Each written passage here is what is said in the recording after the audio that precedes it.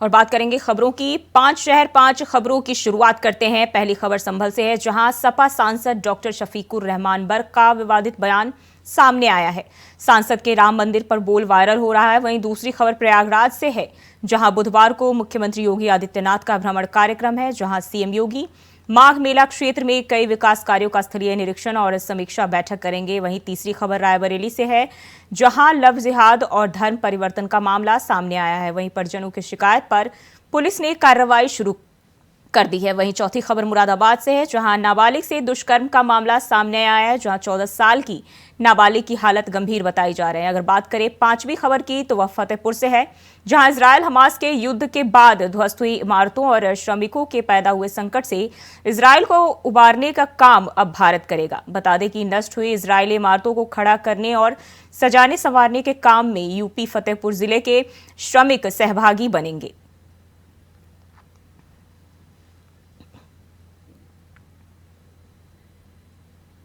और संभल के सपा सांसद डॉक्टर शफीकुर रहमान बर्क ने कहा है कि राम मंदिर के उद्घाटन पर किसी भी कीमत पर नहीं जाएंगे, बल्कि उद्घाटन वाले दिन वह अल्लाह से बाबरी मस्जिद वापस मिलने की दुआ करेंगे। सपा सांसद ने कोर्ट के फैसले पर भी सवाल उठाते हुए फैसले को गलत बताया है।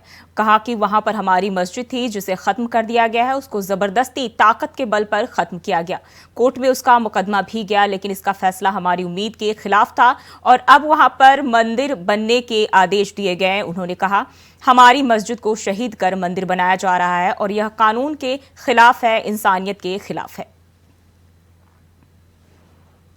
मेरी मस्जिद जो कि वहाँ बन एक जमाने की मस्जिद थी, बनी हुई थी, अपनी जगह में बनी हुई थी, लेकिन इसके बावजूद भी उस मस्जिद को बहरहाल खत्म कर दिया गया और जबरदस्ती ताकत के बलबूते पर सब लोगों ने मिलकर उसको मिस्मार कर दिया और खत्म कर दिया। और आज उसका फिर वो कोर्ट में भी उसका मुकदमा गया, लेकिन कोर्ट में भी हमारी उम्मीद के खिलाफ हुआ और यहाँ तक के अब उस पर यानी मंदिर बनने का आदेश हो गए। तो ये उस पर सोने पे सुहागा और ये किया कि मस्जिद हमारी शहीद कर दी और उस जगह मंदिर बनाया जा रहा है। तो ये तो बिल्कुल कानून के खिलाफ।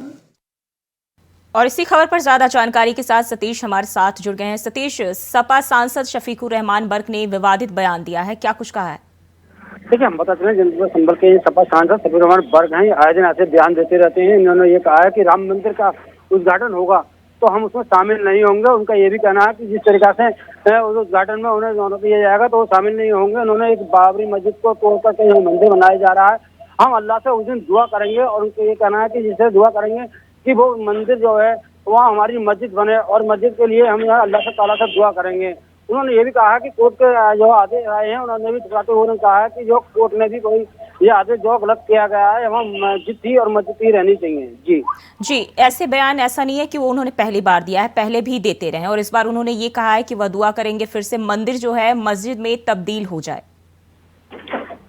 जी बताओ, जिस तरीका से उन्होंने आए दिन जैसे बयान आते रहते हैं जो है इन्होंने कल भी बयान दिया है और आज भी बयान दिया है, उस तरह से उनका कहना है कि जिस तरीका से उन्होंने जो राम मंदिर का उद्घाटन होगा उसमें हम शामिल नहीं होंगे। उस दिन हम एक ऐसा बताना चाह रहे हैं कि उनका ये कहना है कि जैसा काला दिवस मनाना चाह रहे हैं, वो अल्लाह से दुआ करेंगे। और इनका कहना है कि हम मुस्लिम समाज के साथ में एक अत्याचार हुआ है, वहाँ मस्जिद थी, जो मस्जिद का ढांचा तोड़कर वो मंदिर बनाया जा रहा है, उस मंदिर के लिए हम अल्लाह से उस दिन दुआ करेंगे कि वहाँ पे जो दोबारा मस्जिद बने। जी, हाल ही में सपा नेता स्वामी प्रसाद मौर्य ने भी हिंदू धर्म पर बयान दिया और फिर से वो सुर्खियों में बने हुए हैं। और एक बार फिर से अगर बात करें बर्क की, तो इन्होंने भी जो है बयान दिया है। तो पार्टी की तरफ से क्या कुछ कहा जा रहा है? की बात की जाए तो अभी तो पार्टी की तरफ से कोई ऐसा बयान नहीं आया है। और बात की जाए सपा सांसद की, तो ये आए दिन ऐसे बयान देते रहते हैं और इनके खिलाफ कोई कार्रवाई तो की नहीं जाती है, क्योंकि ये बुजुर्ग हो चुके हैं और जो है आए दिन ऐसे बयान उनके चर्चित रहते हैं। संभल में जो बयान देते हैं लगातार बयानों से ही चर्चित हैं। अब इन्होंने ये नया बयान दे दिया है और उन्होंने इनका ये कहना है कि जिस तरह से अपने मुस्लिम समाज को लेकर के चलेंगे और उनका ये कहना है कि जिस तरह से जिस दिन उद्घाटन होगा उसमें शामिल नहीं होंगे और हम जो है अल्लाह से ताला से दुआ करेंगे वहाँ दोबारा ही मस्जिद बने। जी, बहुत बहुत शुक्रिया आपका तमाम जानकारी के लिए। और रुकते हैं एक छोटे से ब्रेक के लिए, फौरन हाजिर होते हैं। ब्रेक के बाद स्वागत है आपका। बात करेंगे खबरों की। प्रयागराज में बुधवार को मुख्यमंत्री योगी आदित्यनाथ का भ्रमण कार्यक्रम है, जहां सीएम योगी माघ मेला क्षेत्र में कई विकास कार्यों का स्थलीय निरीक्षण और समीक्षा बैठक करेंगे। इसके साथ ही सूबेदारगंज में हो रहे फ्लाईओवर निर्माण कार्य का स्थलीय निरीक्षण भी मुख्यमंत्री करेंगे।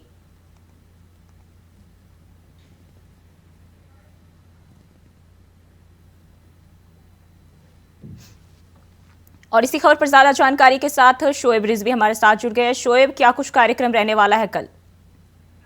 देखिए, कल प्रयागराज के दौरे पर मुख्यमंत्री योगी आदित्यनाथ पहुंच रहे हैं। दरअसल ये पूरी कवायद जो अगले महीने यहाँ पर माघ मेले का आयोजन होगा संगम तट पर, उसकी तैयारी की समीक्षा बैठक करेंगे। साथ ही साथ 2025 में जो कुंभ का आयोजन होगा उसकी तैयारियों की बैठक करेंगे। हालांकि वो पहले कौशाम्बी जाएंगे। कौशाम्बी के कुछ कार्यक्रम को करने के बाद करीब 12:30 बजे के आसपास वो प्रयागराज पहुंचेंगे। पहले सर्किट हाउस में कुछ देर रहेंगे, उसके बाद वो मेला क्षेत्र में संगम नोस पर जाएंगे। वहां पर जो तैयारियां चल रही हैं उसका जायजा लेंगे। खास तौर से माघ मेले की तैयारी जो अपने फाइनल स्टेज पर है उसको चेक करेंगे। साथ ही साथ 2025 के जो कई प्रोजेक्ट काम चल रहे हैं उसकी तैयारियों का जायजा लेंगे। उसके अलावा फिर बाकायदा अधिकारियों के साथ एक लंबी बैठक करेंगे। बैठक के बाद जब वो निकलेंगे तो एयरपोर्ट के आसपास एक फ्लाईओवर बन रहा है उसको देखने के लिए जाएंगे। साथ ही साथ सड़क जो बनाई जा रही है उसको निरीक्षण करेंगे।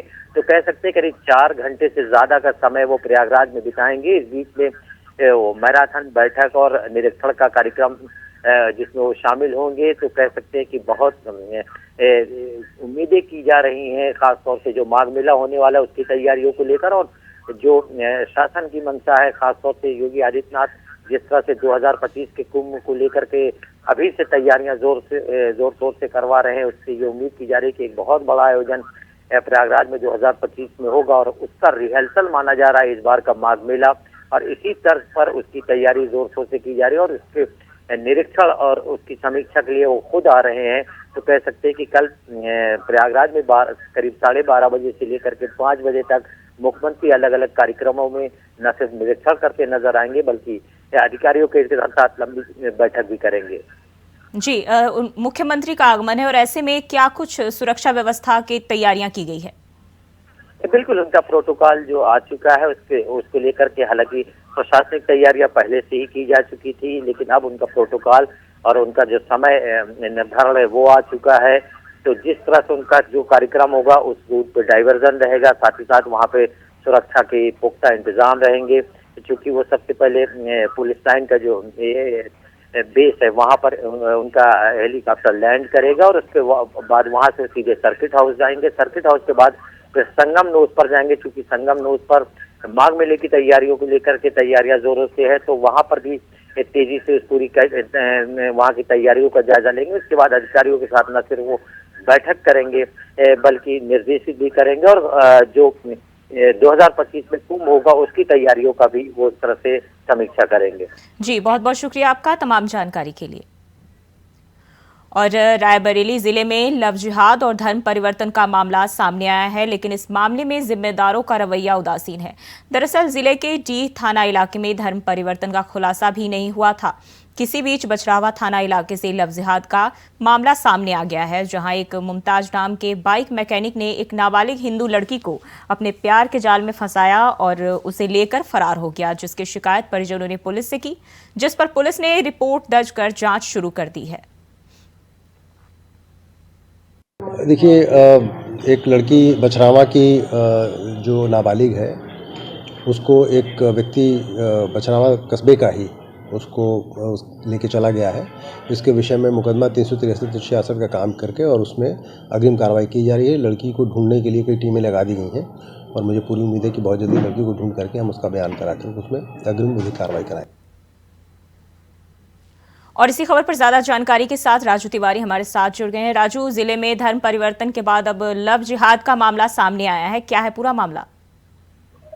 बिल्कुल, आपको बता दें कि जिस तरह से रायबरेली में लगातार ऐसे मामले निकलकर सामने आ रहे हैं जिसको लेकर मुख्यमंत्री योगी आदित्यनाथ काफी संजीदा देखने को मिले, चाहे धर्म परिवर्तन के मामले हो या लव जिहाद के मामले हो, इस पर उनके द्वारा कड़े रुख अख्तियार करते हुए जिम्मेदारों को दिशा निर्देश दिए जा रहे हैं कि ऐसे मामलों पर शिकंजा कसा जाए और ऐसे मामले कहीं सामने आते हैं तो उन पर सख्त कार्रवाई की जाए। लेकिन रायबरेली जिले में भी हाल में ही कुछ दिन पूर्व बी थाने इलाके में एक धर्म परिवर्तन का मामला सामने आया था, जिसको लेकर स्थानीय प्रशासन के हाथ पांव फूल गए थे, लेकिन 3 लोगों के खिलाफ उन्होंने एफआईआर दर्ज करके हिरासत में ले लिया। अभी तक पूरा मामला सॉर्ट आउट नहीं हुआ कि बछरावा थाना क्षेत्र में एक लव जिहाद का मामला सामने आ गया।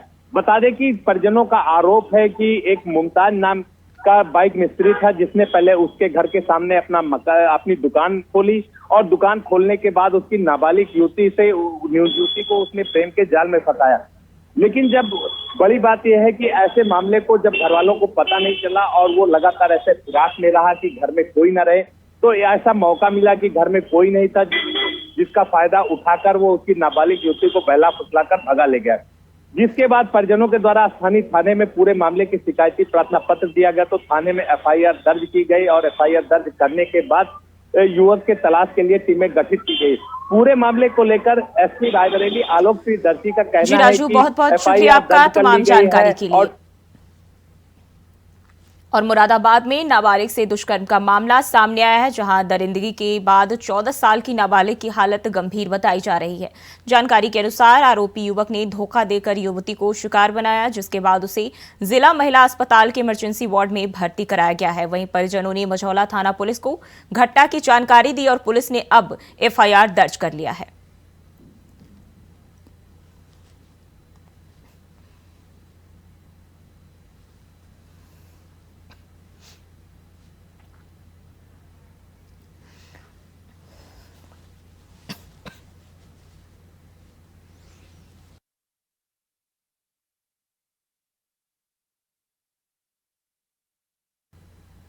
और इसी खबर पर ज्यादा जानकारी के साथ शारिक सिद्दीकी हमारे साथ लाइव जुड़ गए हैं। शारिक, कब की है वारदात?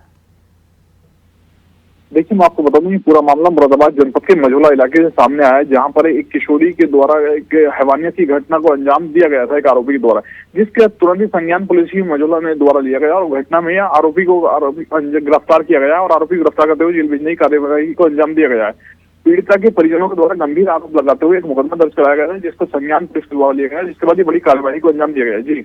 जी, फिलहाल अगर नाबालिग की बात करें तो कैसी है हालत? देखिए, नाबालिग की हालत बेहद ही क्रिटिकल है। इस वक्त जो है अस्पताल में भर्ती है, जिला अस्पताल में उसका उपचार किया जा रहा है। लगातार जो परिजन है उनसे जो है द्वारा अधिकारी भी टच में है और इस पूरे मामले में जो है पुलिस के द्वारा वैधानिक कार्रवाई अमल में लाई जा रही है। जी, पुलिस की ओर से अभी आगे क्या कुछ कार्रवाई की जा सकती है? देखिए, जो घटना को अंजाम दिया गया था, इसमें मुख्य आरोपी को गिरफ्तार किया गया है। आरोपी गिरफ्तार करते हुए जेल भेजा गया है। इसके साथ ही जो है पूरी कानूनी कार्रवाई को पुलिस में अंजाम दिया गया है। जी, बहुत बहुत शुक्रिया आपका तमाम जानकारी के लिए।